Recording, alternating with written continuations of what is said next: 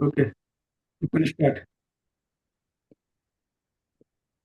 श्रीमद् भगवद गीता प्रथम अध्याय अर्जुन विषाद योग श्लोक संख्या 2 संजय उवाच दृष्ट्वा तुं पाण्डवानीकं व्यूढं दुर्योधनस्तदा आचार्यम् उपसंज्ञं राजा वचनम अब्रवीत। संजय कहले, हे राजा, ब्रज व्यूहरे सुसज्जित पांडव मानकर सैन्य मानकु देखिला परे राजा दुर्योधन गुरुଙ୍କ निकटକୁ गले एवं निम्न मते कहबाकू लागिले। एटी गोटे भल पॉइंट मिलिला हमकु जे दुर्योधन कोन अधर्मी थिले, किंतु गोटे विपद जेतले पडुची से गुरुଙ୍କ पाखକୁ जाउछन्ती, किंतु आमे गुरुଙ୍କ पाखକୁ जाउ नाहंती। किंतु हम जानिबा दरकार जे कोनोसी परिस्थिति हम पाखरु भक्ति क्षेत्र रे सेटा आमे गुरुଙ୍କ आचार्यଙ୍କ पाखरु अनुसरण करिवा उचित एवं आचार्यଙ୍କ पाखକୁ जिवा उचित। तो आउ गोटे भल पॉइंट अछि जेमति कि धृतराष्ट्र जानिथिले जे कि तांको पुत्रगण धर्मनीति संबंध रे अंध, धर्मनीति जानि नांती, से केबे कोन धार्मिक पांडव मानक सहित संधि करि परिबे नै।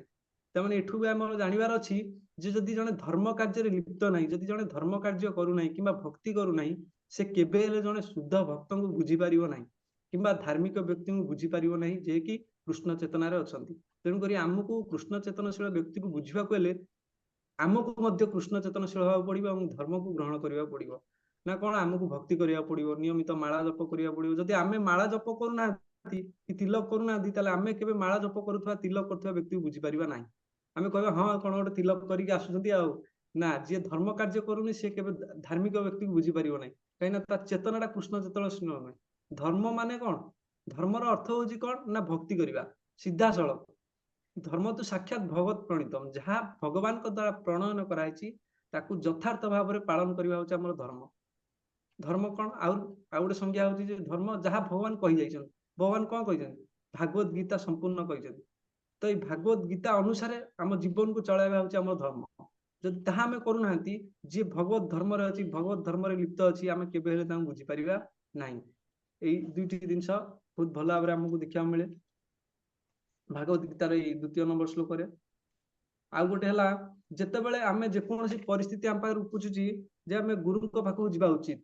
जेकोसी परिस्थिति हो जोटा कि हमर भक्ति क्षेत्र रे ना कि भौतिक क्षेत्र रे। भौतिक क्षेत्र तो सब बेले दुख लागि रहिछि, किंतु जेतेबेले आमे गुरुଙ୍କ पाखକୁ जाउछन्ती सेतेबेले हमर ज्ञानोदय होउछि जे आमे जानि पारुछे आमे शरीर नुहे, आमे होचे आत्मा।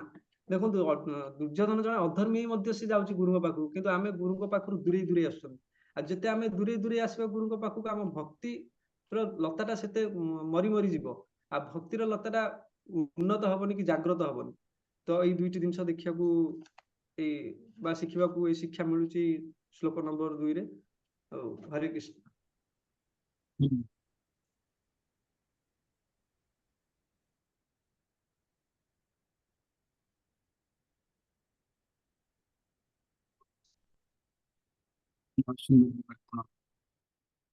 श्लोक को बुझेले श्लोक यदि एथरे तो मन अच्छी आम जो पॉइंट्स कहबार अच्छी आपण माने कहि पारे